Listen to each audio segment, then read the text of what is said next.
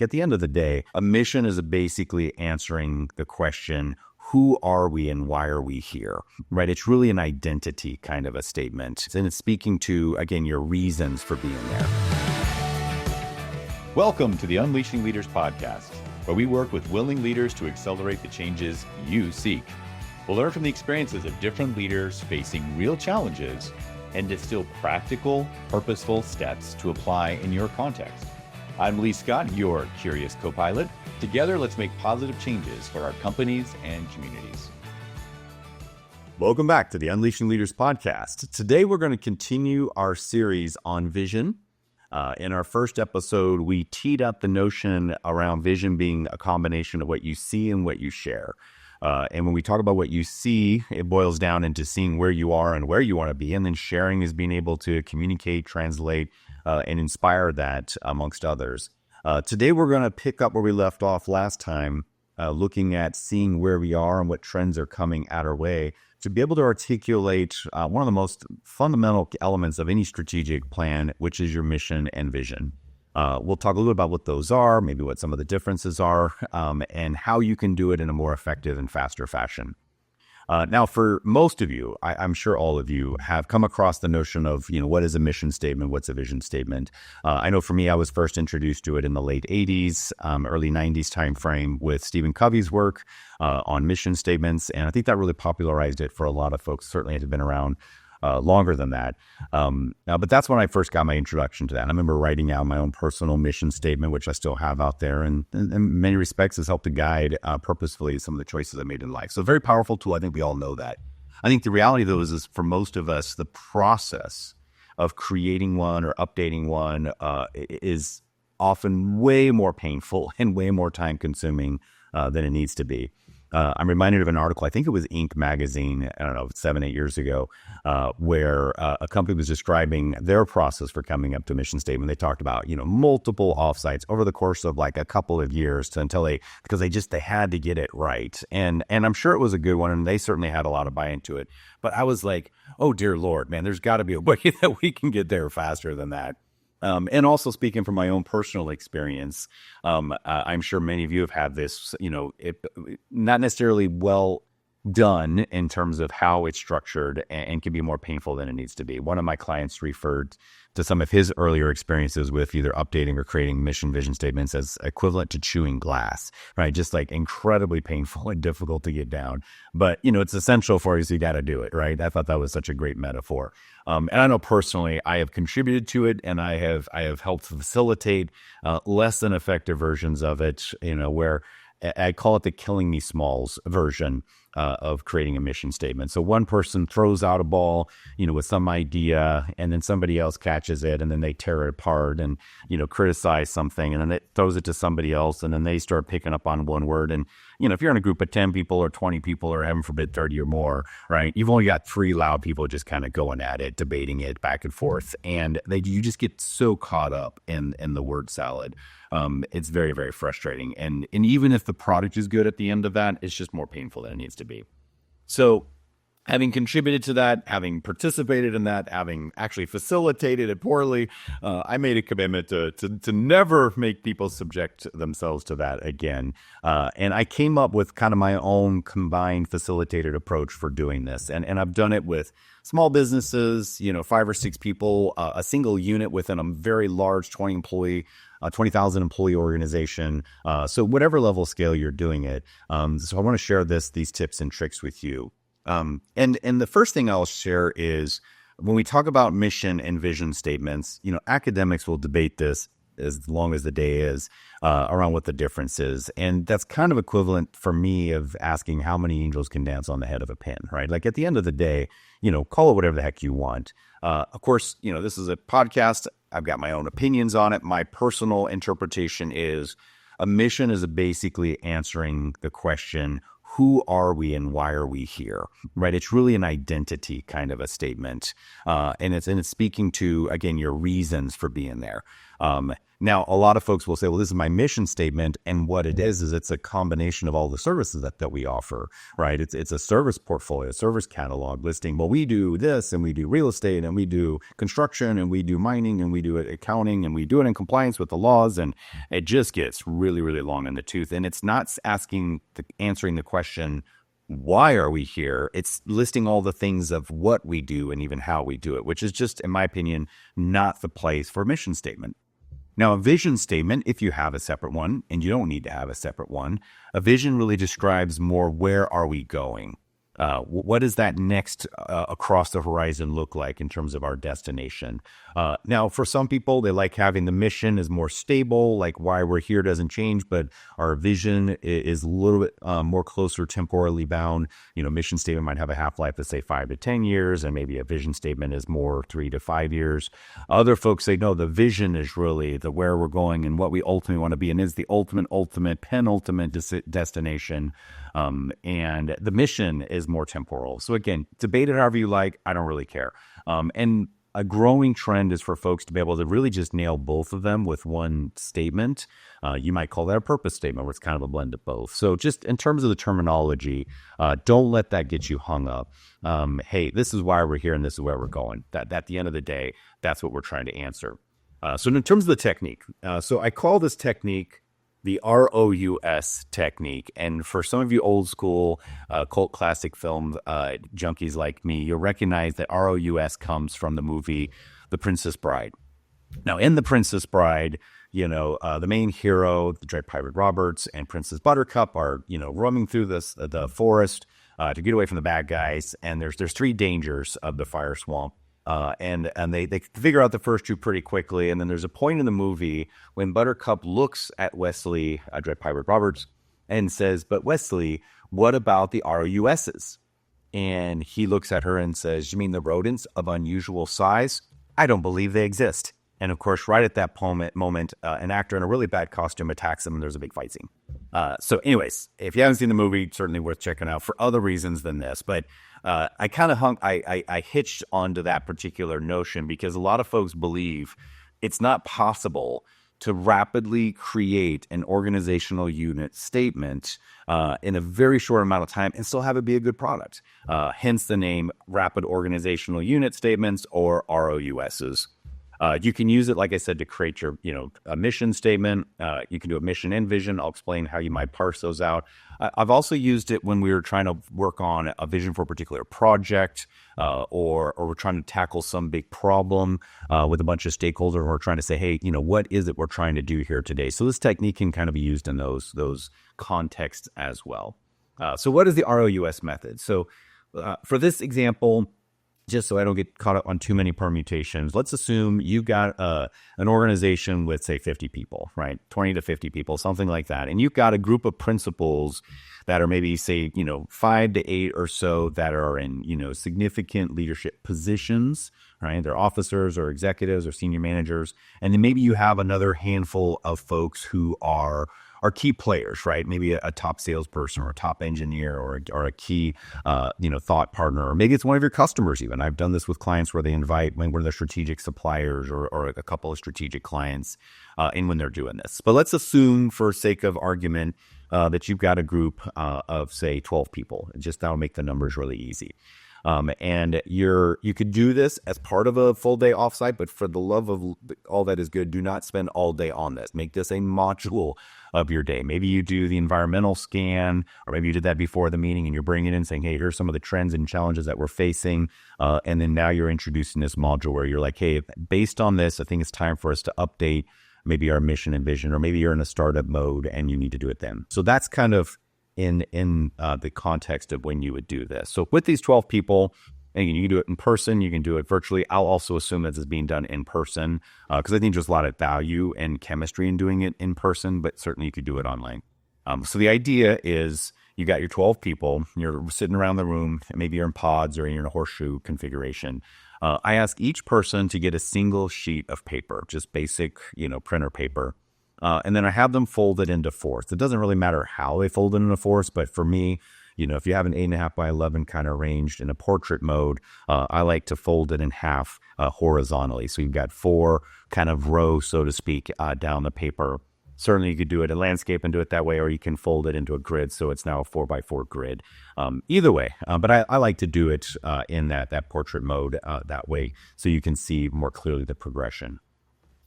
So everybody's got a sheet of paper. They fold out their paper, and I introduce the criteria for a good mission, vision, purpose statement. And there's essentially 4 criteria. You could argue 5, but the first one is that it's got to be clear.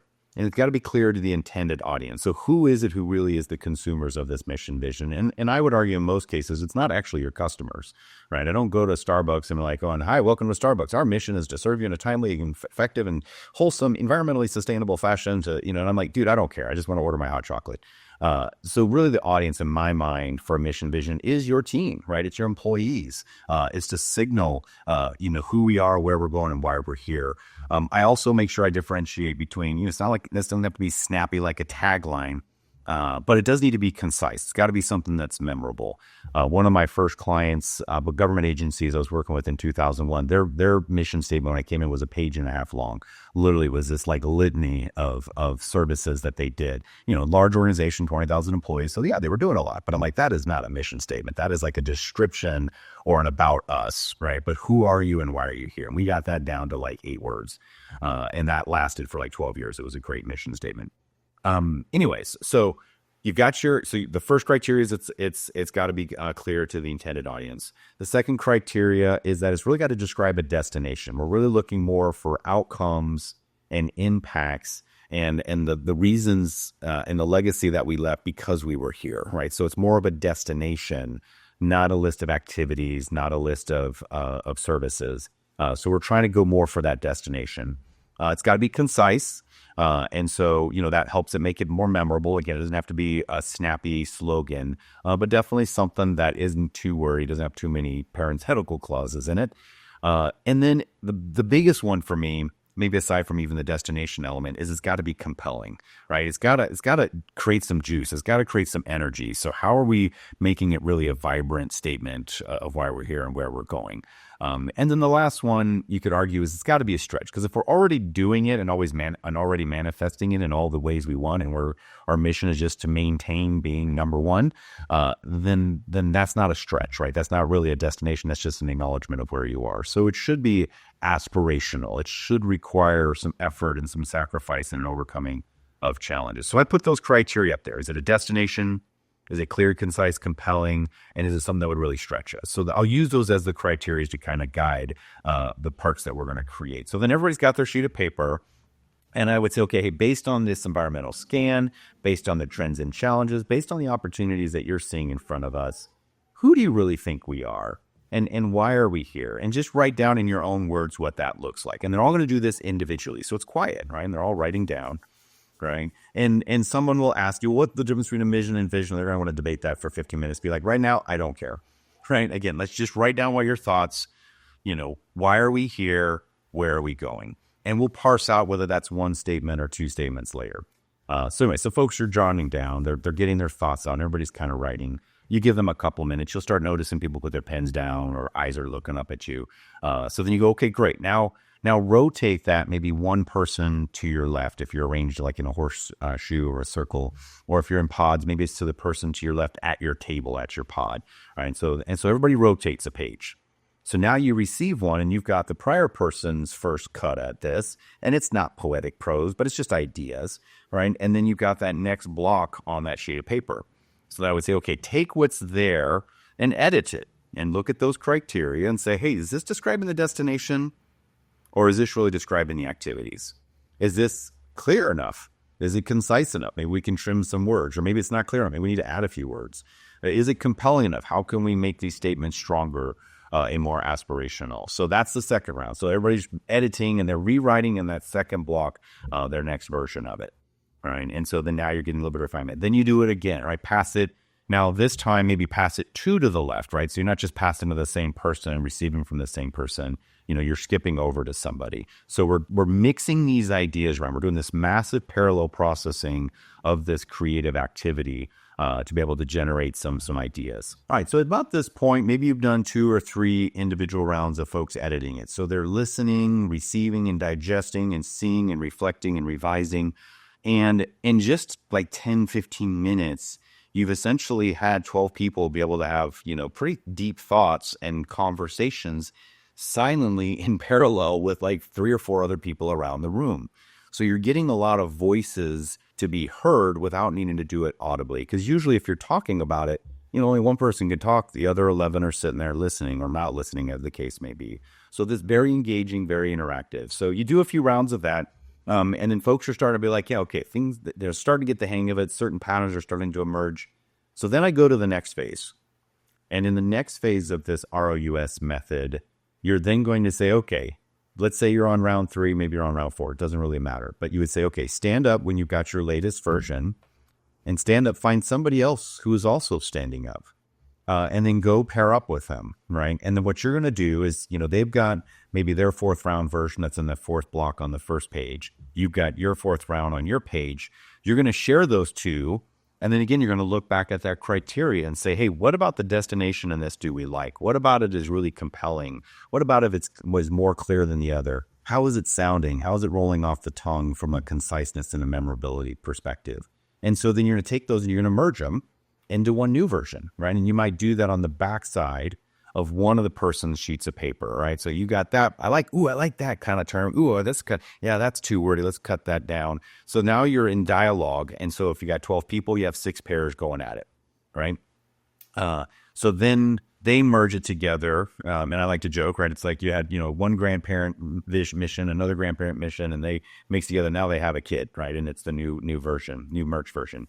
And then I would say, okay, great. Now the pairs that have formed, now you guys join up maybe with one other pair. And usually, a couple folks will finish faster. So maybe they're ready to go. Another group might take a little bit more time. That's fine. Let them do their thing.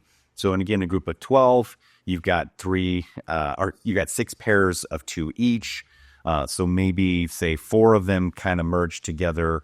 And then, the other 2 are still working independently. They need a little bit more time, right? That's fine. So the 2 groups of 2 become a group of 4, another 2 groups of 2 creates another group of 4, and then they merge that version. And you keep repeating this process. Each round takes about 3 to 5 minutes, depending on what the energy level is in the room. But no more than that. It's not like it's 10 minutes per round. Okay. You will absolutely lose momentum at that point. So you've done a few of these merging and convergings. And then you take it into the last round, at least for the version that I'll share with you guys today. There's some other things you could do. Now you're down to maybe 3 groups, let's say, that have paired up. And you would put those 3 versions up on a whiteboard or a flip chart or on a projector if you were. And I like to do things analog. I don't like how people looking at screens. It tends to turn brains off. So flip chart or whiteboard is kind of my preferred. And you just write those things out. And you've got 3 different versions. And right there, that might be all you need to do. So it might be something where you're like, you know what, all 3 of those are pretty good. I kind of like a combination of those 2. We're going to call it. That's what it's going to be for now. And we're good. We're moving on. In other cases, they might have very different things that they're emphasizing. One's talking about gaining market share and growing and expanding the industry. The other one's more focusing and becoming deep in their expertise. So there might be a tangible trade-off that needs to be discussed at that point, but allows you to kind of see, the sentiment of this very diverse group on these 2 or 3 different versions. I would try to keep it to maybe 3, no more than 4 competing versions up there. So you have some dialogue about that. But you've saved, 2 or 3 hours of just one person talking at a time. Massive interaction, massive engagement. So now for those 3 versions, you have that dialogue, you have the discussion like, okay, no, we're kind of leaning more in this particular direction. Then from here, there's some fancy techniques you can do if you like. I'll mention them here very briefly, but if you want more, check out our VOPAR Strategic Planning Digital Product at University, the Unleashing Leaders University. We got this mapped out in more detail. But for the episode version of this, What I'll do is basically do a quick sentence map. So what are the nouns? What are the verbs? Who are the subjects? Who are the predicates? And kind of outline those and just set those up as a choice. Like, here we have, expand. Here we have enhance. Here we have unleash. Here we have, innovate. Those are the power verbs that are in these 3 or 4 different versions. And so I would just say, hey, forget about everything else that's around it for right now. Let's just look at the verbs. Right? If we only had 2 of these 4 verbs, which would be most resonant with us? And you can do a little bit of a straw vote. Like maybe you can vote for your top 2 out of the 4 verbs that are out there. And so you kind of do a little tally. Okay, 12 people, they're each going to vote for their 2. So it's 24 votes. And then you'll see, for innovate, maybe there's 16 of those 24 votes, and then enhance has got another chunk of it, and then unleash and empower and all those other maybe got a few votes, right? So now rather than that one person debating the verb that nobody else really likes, we can very quickly see, okay, there's resonance, there's an affinity for these particular ones. And then maybe I take the subject, like who is our primary customer? You guys say communities, we say markets, you guys say customers. Let's not spend 8 hours debating those words. Let's do a quick straw vote on them. All right. So you get to pick one of those 3 that you think most reflects who it is that we're here to serve, if that was an element in these drafts. Right. And, maybe it's, client is the word that jumps out of that, for example. And then, so you can do that with each of those parts. What are the key qualifiers, right? You get into people debates. Was it efficiency? Is it about effectiveness? Is it about quality? Is it about speed? Is it about timeliness and affordability? And so you get these debates about all the different attributes or qualifiers. So I take all the adjectives, all the adverbs. And again, I do like, okay, maybe there's 7 of those in there. We're going to pick 3. Right, and do a similar kind of straw vote. Once you've done this, you've seen pretty clearly then, like, hey, that verb, that subject, those qualifiers, those are really rising to the top out of these top 3. And then at that point, I might say, cool, that's enough input for today, you guys. We're going to give this to 2 or 3 of our folks who are good at turning a phrase, maybe run it by some stakeholders, and we'll bring it back to you, and that will be the one that we vote on or choose. So anyways, that's the ROUS method in a nutshell. Again, it's a way of having massive parallel input and interaction, but allowing you to get all those different perspectives to be heard and discussed and debate much faster than the usual Kill and We Smalls method. Now, where you go from there, right? Of course, maybe you do a poll out to your employees of the top 2, things of that nature. Maybe you float around some stakeholders. You would do that with whatever draft you came up with. But you can do the ROUS method again with a group of 12.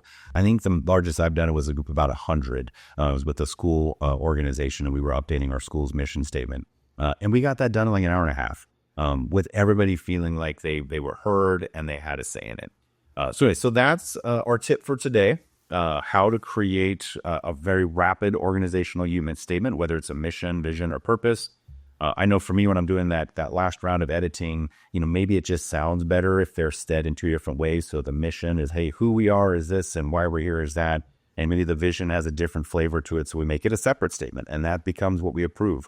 Or maybe there was some way that we kind of merged it all together, and we go, we know who we are. Really, it's about where we're going and why. And maybe that resonates more with your team, so you just have a single statement.